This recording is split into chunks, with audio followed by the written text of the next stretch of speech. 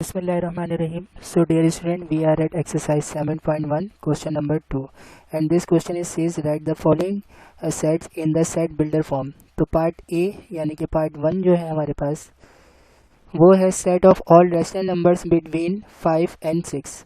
तो set builder form हम पहले भी डिस्कस कर चुके हैं. यहाँ पर देखिए किस तरीके से हम इसको लिखेंगे. सबसे पहले हम सेट का नाम लिखेंगे. सेट का नाम है ए, ठीक है. और ए लिखने के बाद ए इक्वल टू यहाँ पर एक ब्रैकेट बनाएंगे. उसके बाद फिर हम लिखते हैं एक्स, ठीक है. Such that x belongs to, अब ये बताना पड़ेगा किससे बिलोंग कर रहे हैं. तो belongs to rational number. Rational number को हम क्यू से रिप्रेजेंट करते हैं, ठीक है. उसके बाद हम लिखेंगे एंड, तो एंड का सिंबल. उसके बाद हमें किसके बिटवीन लिखना है. एंड का सिंबल होता है सिर्फ इस तरीके से कैप. उसके बाद फिर हमें किसके बिटवीन लिखना है. एक्स किसके बिटवीन है. 5 और 6 के, ठीक है. तो यहाँ पर हम लिखेंगे 5 और यहाँ पे लिखेंगे 6. उसके बाद बिटवीन है यानी कि 5 इंक्लूड नहीं है तो 5 से बड़े हैं और 6 से जो है लेस है, तो हम यहाँ पर लेस देन का साइन बना देंगे, ठीक है.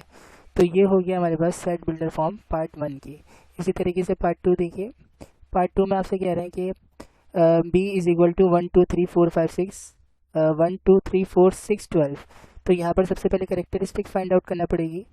तो अगर यहाँ पर हम नोटिस करें so these all the number are the divisor of 12, ठीक है. यानी कि ये सारे नंबर्स 12 को डिवाइड कर रहे हैं. तो इसी प्रॉपर्टी को यूज़ करते हुए हम यहाँ पर इस सेट को लिख देंगे. Set B is equal to, अब यहाँ पर एक नोटेशन बनाई ब्रेसेस, उसके बाद एक्स सच दैट एक्स, और यहाँ पे वर्डिंग में लिख देंगे इज पॉजिटिव डिवाइजर ऑफ 12. तो हम यहाँ पे लिख देंगे पॉजिटिव डिवाइजर ऑफ किसके 12 के, ठीक है. तो यहाँ पर ये वाली नोटेशन भी हमारे पास कंप्लीट हो गई. अब सेट सी देखिए यहाँ पर. तो सबसे पहले कैरेक्टरिस्टिक इसकी ये क्या है हमारे पास. 0 + -1 + -2 दिस इज एन इंटीजर्स.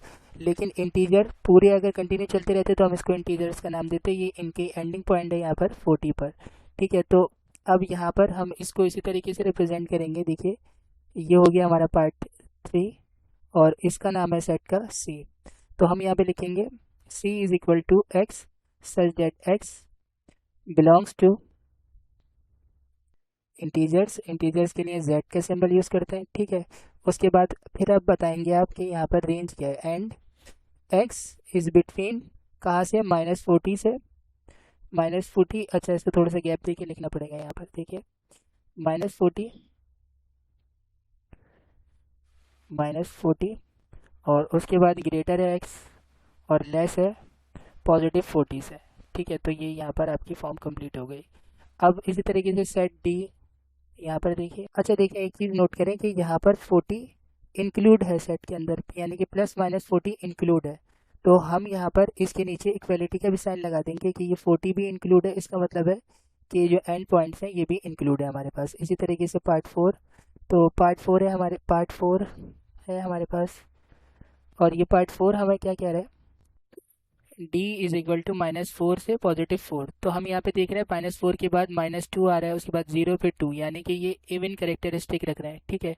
तो इसकी करेक्टरिस्टिक को जैसे आप पहचान लेंगे तो आप डायरेक्ट लिखेंगे d इज इक्वल टू, उसके बाद braces x such that x belongs to, अब किससे बिलोंग कर रहे हैं. इवन नंबर्स के सेट से. तो हमने यहाँ पे e लिख दिया, ठीक है.